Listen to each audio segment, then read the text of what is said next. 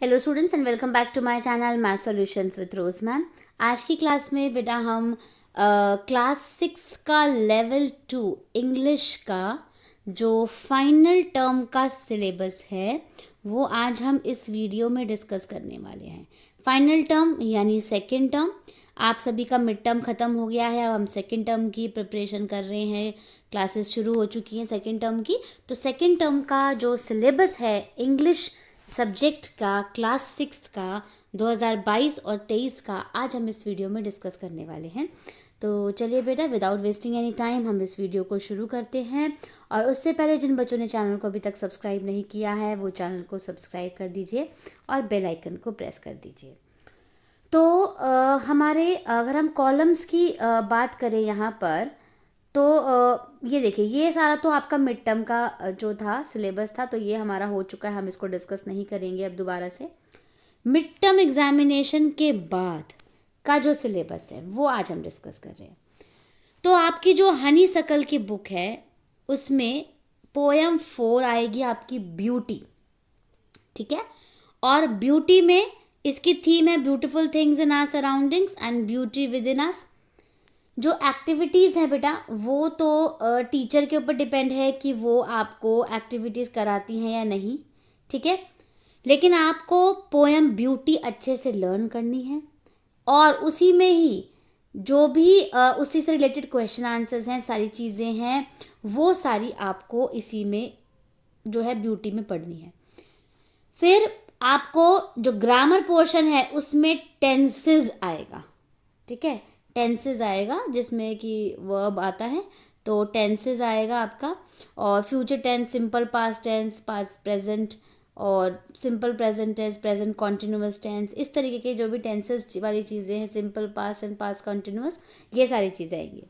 फिर जो paragraph writing है उसमें आपका एक पैराग्राफ राइटिंग आएगी जो कि आएगा a beautiful day in winters. ये आपको आपकी टीचर लिखवाएगी, ब्यूटीफुल डे इन विंटर्स, जो कि आपको याद करना होगा, ठीक है। इसके बाद आते हैं हम लेसन 6 पे जो कि है हु आई एम, ठीक है।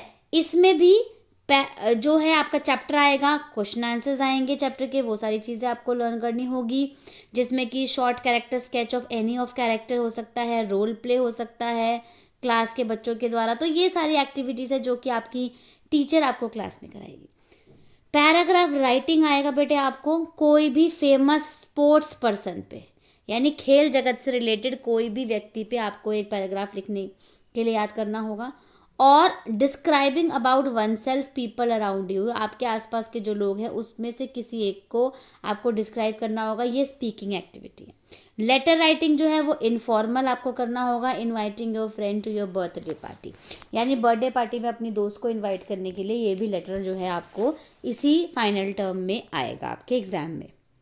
फिर आते हैं हम चैप्टर 7 पे जो कि है फेयर प्ले। फेयर प्ले में भी ये सारी एक्टिविटीज़ होंगी जो आपकी टीचर आपको क्लास में करा सकती है, रोल प्ले करा सकती है, डिस्कशंस हो सकते हैं। जो आपको क्वेश्चन आंसर्स हो गए आपके, इसके वर्ड मीनिंग्स हो गए, ये सारी चीज़ें तो आती हैं, ठीक है। क्वेश्चन आंसर्स, वर्ड मीनिंग्स हो गए। और इसके अंदर ही change the verb, introduction to correct form of verb आएगा आपको, प्रीपोजिशंस आएंगे, 3 फॉर्म्स ऑफ वर्ब आएगा, ठीक है, मॉडल्स आएंगे, ये सारी चीज़ें आएंगी आपको ग्रामर पार्ट में, ठीक है। और प्रीपोजिशंस जिसकी ये वर्कशीट्स दे रखी है, ये सारी वर्कशीट्स आपको पढ़नी होंगी। फेयर प्ले चैप्टर है जिसकी ये सारी वर्कशीट्स दी हुई हैं। और इसी ही ग्रामर पोर्शन में बेटे आपका preposition in, into, in, over, behind, beside, below, forms of verb, एंटोनियम्स, models, ये सारी चीज़ें आएंगी। इसके अलावा जो पैराग्राफ राइटिंग आएगा वो आएगा honesty is the best policy, तो ये भी आपको याद करना होगा। यानी मैं अब तक 3 पैराग्राफ आपको बता चुकी हूँ, एक लेटर राइटिंग बता चुकी हूँ और बाकी आपको ग्रामर पोर्शन भी बता चुकी हूँ। और चैप्टर 7 आएगा, चैप्टर 6 आएगा और पोएम ब्यूटी आएगी, पोएम नंबर 4। ये सारी चीज़ें जो है वो आपके हनी सकल वाली बुक में से आएगी। अब आते हैं हम सप्लीमेंट्री रीडर वाली book a pact with the सन।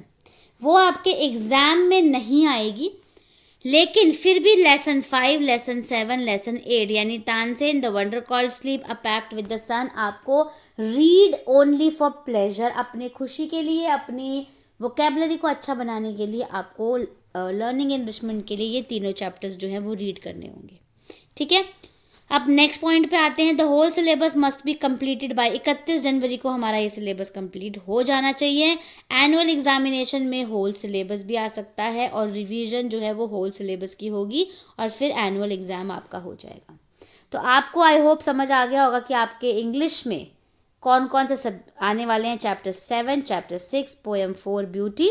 तो इसी के अकॉर्डिंगली आपको पढ़ना है। ग्रामर पोर्शन भी मैंने आपको बता दिया है। इसी के अकॉर्डिंगली आपको अपने फाइनल एग्ज़ाम की तैयारी करनी है। So thank you students for watching this video. फिर मिलेंगे हम एक नई वीडियो में एक नए टॉपिक के साथ।